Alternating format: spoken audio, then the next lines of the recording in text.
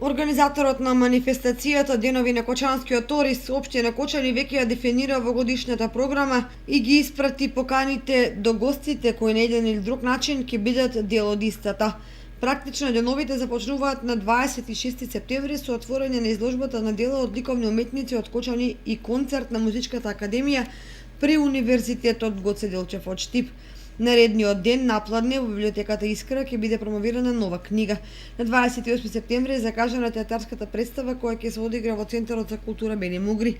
На 29 септември, кога во Кочани ќе бидат пристигнати повеќето од гостите, ќе биде организирана посета на знаменитости во рамките на општината, а во 20 часот ќе се одржи мощно атрактивниот избор на жетварска убавица, проследен со уметнички перформанс на Сара Мейс.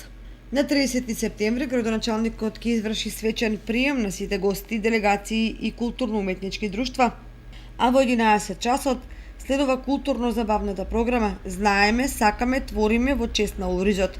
Во вечерните часови е терминот на меѓународниот фолк концерт, а во трговскиот центар Оризовата бела вечер со Игор Џамбазов и Гуру Харе. Следниот ден на манифестацијата е резервиран за традицијата и обичаите со зажнејување на оризот и вршидба, изложбата на традиционални јадења од ориз, прогласувањето на најуспешниот земјоделец, концерт на Евто Попиновски и дегустација на специјалитетите од Кочанското бело злато.